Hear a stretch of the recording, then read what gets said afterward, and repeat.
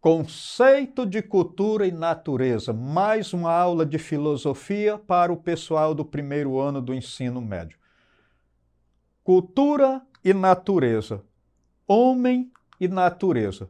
Então, podemos definir a cultura como um conjunto de tudo aquilo que o homem constrói, modificando a natureza por meio do trabalho. Os bens culturais, diferentemente dos naturais, não existem sem a participação, sem a ação humana. Sem a ação humana sobre a natureza, não pode haver cultura. Então, aqui nós já podemos concluir uma coisa. Os animais não fazem cultura. Os deuses, não fazem cultura. O homem é o único animal que produz cultura. O homem é aquele que se dirige à natureza para transformá-la a seu favor. Então, se eu levar uma abelha do Acre para o Rio Grande do Sul, que é mais frio do que o Acre em determinados momentos do ano, a abelha ela só tem 3 possibilidades. Ou ela volta para o Acre, para isso ela vai precisar pegar uma carona de um ser humano, porque é meio complicado ela voltar de lá para cá sozinha. Ou ela vai se adaptar ao frio de lá, ou ela vai morrer. O homem não. O homem, se for levado do Acre para lá, ele pode se adaptar, ele pode morrer também, evidentemente, ele pode voltar para o Acre, mas se ele não puder voltar para o Acre por alguma razão, ele constrói um abrigo, ele faz um foguinho, ele faz uma roupa mais aquecedora e ele vai adaptar a natureza a seu favor. Os animais trabalham para se adaptarem à natureza. O homem, além de trabalhar para se adaptar à natureza, ele também trabalha para adaptar a natureza a seu favor. Essa é a grande diferença do trabalho do homem para o trabalho dos animais. Karl Marx já dizia no século XIX o seguinte, que a diferença entre o trabalho do pior engenheiro para o trabalho da melhor abelha é que a abelha vai fazer todo dia todo sempre igual, todo dia todo sempre igual, e o homem não. Se ele fizer um prédio ruim e cair, ele vai demolir o resto que ficou e vai reconstruir. É claro, vai gastar muito, mas o homem pode pensar e repensar o seu trabalho. Os animais não fazem isso, por isso os animais não produzem cultura. Então a natureza é o mundo material, especialmente aquele onde vive o ser humano e onde existe independentemente das atividades que ele possa estar fazendo. São aquelas coisas que existem independentemente do homem ter feito alguma coisa.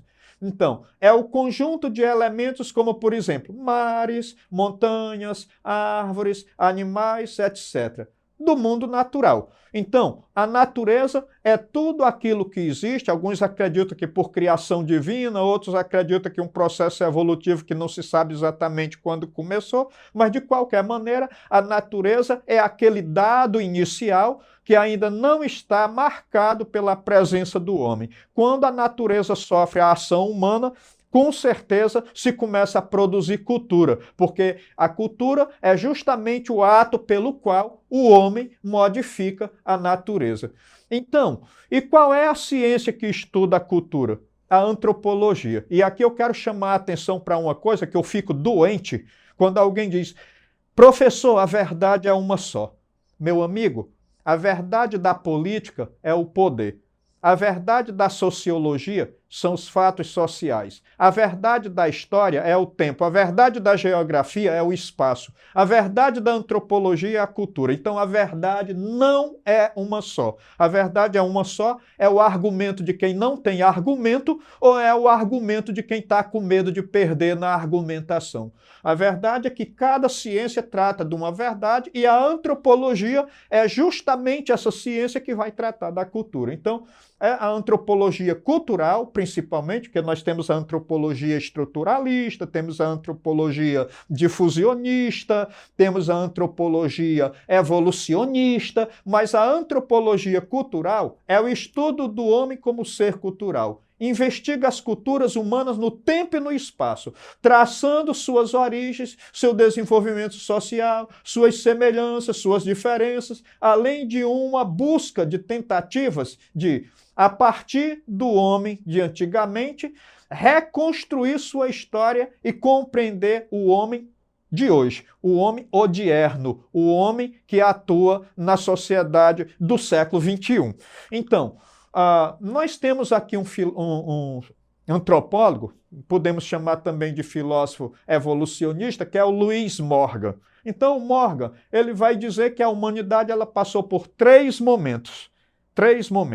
O primeiro é a selvageria. Esse período é o período em que predomina a apropriação de produtos da natureza prontos para ser utilizados. Então eu vou lá na floresta e pego um coco para me alimentar, pego uma castanha para me alimentar, pego um cacau nativo para me alimentar. Então esse é o período da selvageria, onde os homens também se assemelham muito aos demais animais, não praticando grandes transformações na natureza. Depois nós temos o momento da barbárie. É o período em que aparece a criação de gado, a agricultura, o homem aprende a incrementar a produção a partir da natureza por meio do trabalho humano. Então ele começa a criar, ele começa a plantar, ele começa a fabricar os seus instrumentos para poder produzir a agricultura e produzir a cultura, enfim. E nós vamos ter o período da civilização. É o período em que o homem continua aprendendo a elaborar produtos naturais, mas ele vai utilizar largamente a técnica e a ciência, que é o que nós fazemos hoje. Pela ciência e pela técnica, hoje, a educação me permite transmitir de algum ponto da cidade um conteúdo de filosofia que pode ser aprendido em diversos lugares desse estado. Então, isso é a ciência e a tecnologia, que é produto justamente da evolução. Agora, quais são as verdadeiras características da cultura? Primeira coisa, criação exclusiva dos humanos. Deus e os anjos não fazem cultura. Os animais também não fazem cultura. Então, a cultura é uma coisa que é particularmente produzida pelo ser humano. A segunda coisa é adquirida, não é herdada. Então, por que o professor Isaías gosta muito de açúcar e gosta muito de coisas doces? Eu sou filho de um nordestino, meu pai ensinou essas coisas, ele trabalhava com cana-de-açúcar, eu aprendi a gostar. Ele não transmitiu isso pelo sangue, não é pela genética que a gente aprende a ser brasileiro, a ser japonês ou a ser boliviano. Isso não é de nascença. Se eu nasci no Acre, onde se fala a língua portuguesa, e desde pequeno eu for criado no Japão, eu vou aprender a falar a língua utilizada pelos japoneses. Então a cultura, ela não é adquirida pela hereditariedade, ela é adquirida pelo aprendizado.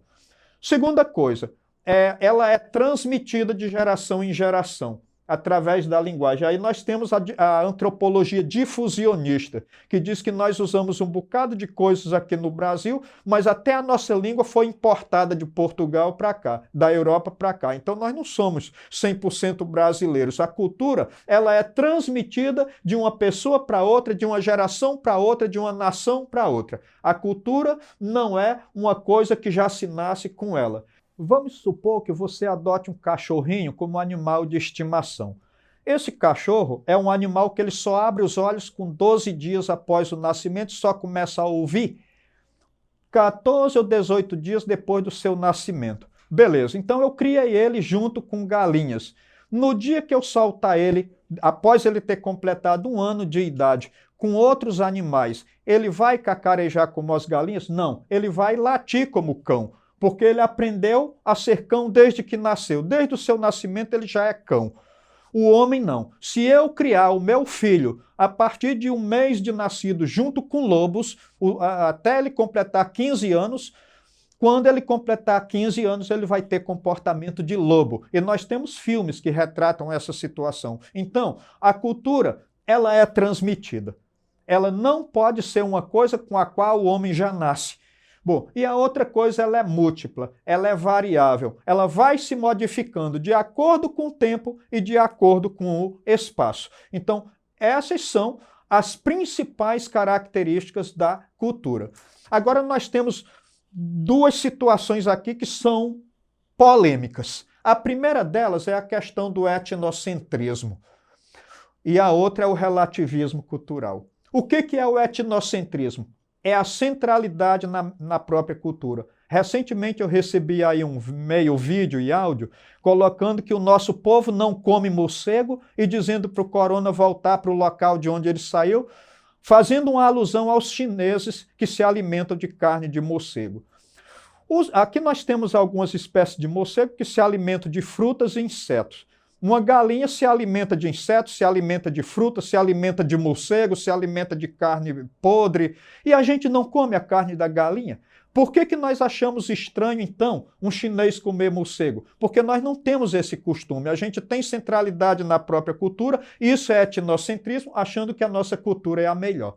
Por outro lado, nós temos também o relativismo cultural, que é aquela ideia de que eu tenho que aceitar a cultura do outro. É claro que a cultura, eu costumo dizer que a cultura é como a cozinha. Toda cozinha tem um lixo que não dá para reciclar. Toda cultura também tem um lixo cultural. Mas a grande verdade é que nós temos que respeitar a cultura do outro. Eu tenho um amigo que ficou escandalizado porque viu os chineses cozinhando cachorros vivos em um vídeo, mas ele cozinhou caranguejos vivos lá no Ceará. Qual é a diferença? A diferença é a sua cultura, ou a sua hipocrisia, se quiser falar assim. Então, nós precisamos aprender a respeitar a cultura do outro. Isso se chama relativismo cultural. Nós precisamos respeitar a maioria dos aspectos da cultura do outro. Então, o etnocentrismo é a centralidade na própria cultura. O relativismo cultural é aquela ideia que nós devemos ter de entender e, de certo modo, aceitar também a cultura do outro.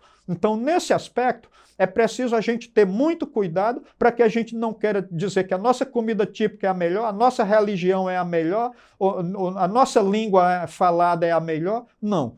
Isso é etnocentrismo. Agora, é claro, eu gosto de ser acriano e eu acho que o hino do Acre é um dos mais belos do universo. Isso é um etnocentrismo positivo, mas eu não posso discriminar a beleza dos hinos de outros times ou de outros estados, como no caso o hino do estado do Ceará, o hino do estado do Amazonas. Senão eu estou supervalorizando a minha cultura e prejudicando o outro.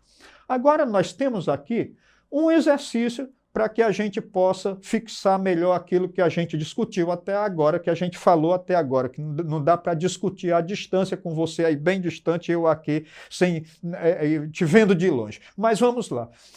O antropólogo Edward Burner Taylor definiu a cultura em 1871 como um todo complexo que inclui a comida, que inclui a dança, que inclui os rituais religiosos e por aí vai. Então, esse antropólogo, ele definiu todo o complexo que inclui hábitos adquiridos pelo homem enquanto membro de uma sociedade. Tendo presente e tendo por base esse pensamento sobre cultura de Taylor, aí nós vamos marcar a resposta que estiver correta. A cultura é toda a produção material e mental de um povo? Cultura é uma dimensão não coletiva de um povo? Pelo contrário, a cultura ela tem que necessariamente ser uma dimensão coletiva. A cultura é uma transmissão genética? A gente falou no percurso da aula que não. Ela é aprendida e não transmitida por hereditariedade. A cultura está associada à arte? Ao contrário, a arte é que está associada à cultura. Então, a cultura equivale a festas e rituais? Festas e rituais são cultura, são manifestações culturais, mas a cultura não é só festa e a cultura não é só o batismo ou outro ritual religioso, qualquer que seja ele. Então, a resposta certa nós vamos ter aí na letra A. A cultura é toda a produção material e mental de um grupo social. Então, agora eu quero convidar você, aqui eu não vou dar nenhum texto para ler, eu estou sugerindo aí um vídeo que é intitulado Da Natureza à Cultura, ele deve durar em torno de 15 minutos, ele está no YouTube. Então, qual é a atividade que a gente deve proceder na sequência? Trate das diferenças entre animais e seres humanos, coisa que nós tratamos aqui durante a aula. E cite e explique as 4 feridas narcísicas sofridas pelo homem. Então, na verdade, o Darwin tirou o homem da condição de espécie superior, o Copérnico tirou o homem do centro do universo, o Freud tirou o homem, a ideia de que existe uma consciência racional plena, e Karl Marx tirou a ideia de que existe uma ideologia neutra. Mas vocês vão encontrar isso no material e vão poder tratar isso com maior intensidade. Não deixe de visitar a plataforma Eduque, onde está contido o nosso material de filosofia e das demais disciplinas. Muito obrigado mais uma vez.